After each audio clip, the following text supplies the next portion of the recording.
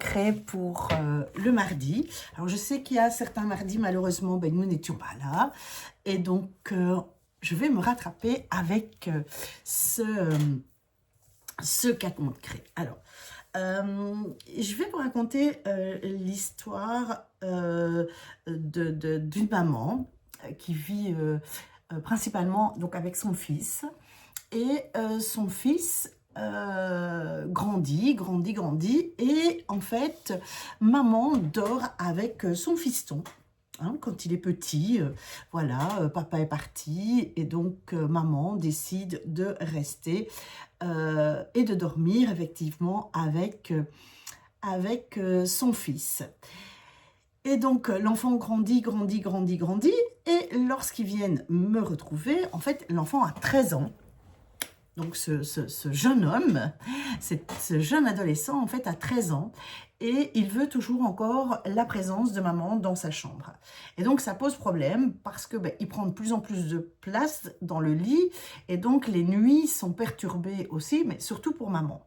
Donc ils viennent me rencontrer pour me demander exactement que faire pour que cet enfant, ce jeune garçon en fait puisse dormir seul parce qu'ils ont déjà tout essayé. Alors, ce qui s'est passé, c'est que effectivement, maman dormait sur un matelas à même le sol, un matelas pneumatique, à côté de lui, dans la chambre.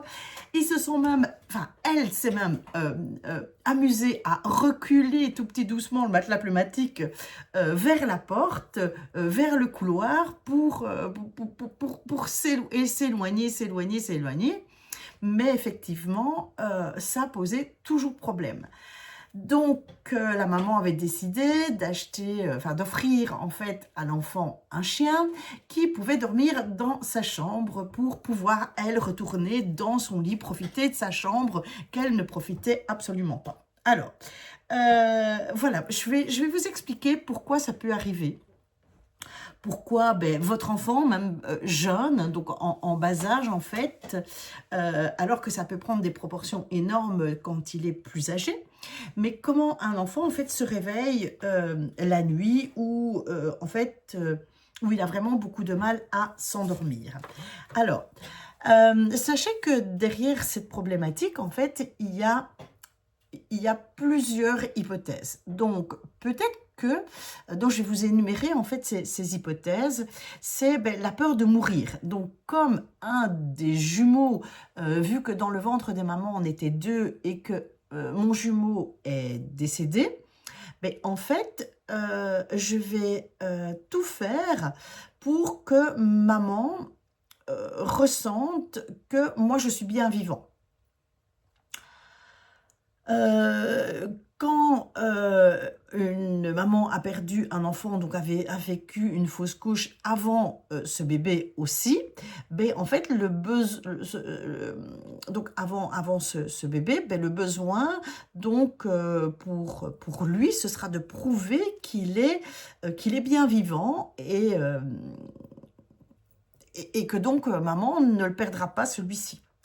Donc, vous voyez cette loyauté qu'il y a et qui naît déjà dès la vie in utero, ok ? Dans le cas de cette maman et de ce fiston, effectivement, papa quitte, il n'a plus trop de contact avec papa. Mais ce qui s'est passé effectivement, c'est qu'il y avait un jumeau, perdu. Donc en fait, la maman a perdu un des enfants à 3 ou 4 mois, je ne sais plus exactement. Et donc en fait, ce bébé, ce garçon, ce jeune enfant et puis ce jeune ado, en fait, voulait prouver par le fait qu'il ne savait pas s'endormir seul, qu'en fait, lui, il était bien vivant et qu'il prenait bien la place en disant je rassure maman en lui prouvant que moi, je suis bien vivant et que je ne veux pas dormir. Voilà. Donc, en fait, un enfant, même in utero, en fait, va répondre, en fait, aux besoins de ses parents. Donc, on est déjà, effectivement, dans ce que je vous ai expliqué, dans cette forme de loyauté. Donc, aussi in utero, l'enfant va se construire des croyances limitantes qui va influencer toute sa vie et sa petite enfance. Si mon frère ou si ma sœur est mort dans le ventre de maman, alors je peux moi aussi mourir. Donc ça veut dire, je vais rester vivant, je vais rester en vie, je vais demander à aller aux toilettes, je vais demander à boire de l'eau, vous savez, au moment de l'endormissement, pour bien prouver que lui, il est en vie. Donc, en fait, il va répondre, en fait, à des croyances limitantes qui sont les siennes à ce moment-là, et qui est aussi, si mon frère ou ma sœur est décédé dans le ventre de maman, alors ça peut m'arriver, donc je vais tout faire, en fait, pour lutter et pour montrer que je suis en vie. Et puis, je dois rassurer maman, et continuer à bouger constamment. Voilà, ça peut être aussi à remuer, à être vivant en tout cas, parce que je vais rassurer maman en étant comme ça. En fait, chez l'enfant, il y a cette loyauté tellement forte qu'un enfant protège son parent. Ok, donc l'enfant va inverser les rôles pratiquement et dire c'est à moi de prendre soin et de rassurer maman, de lui prouver qu'en fait je suis bien vivant. Voilà. Aussi, par exemple, si le papa culpabilise et pour lui ne passe pas assez de temps avec l'enfant, qu'est-ce qui va se passer? En fait, l'enfant va avoir du mal à s'endormir ou pendant la nuit, il va pleurer parce qu'il sait que c'est toujours papa qui vient le rassurer, le border. Et donc, à ce moment-là, il se dit, voilà, je passe du temps avec mon papa. Donc voilà, il y a quand même beaucoup de choses qui se passent quand un enfant ne dort pas ou quand il a beaucoup de difficultés à s'endormir. Il y a bien un message, il y a bien une histoire en fait derrière ce comportement.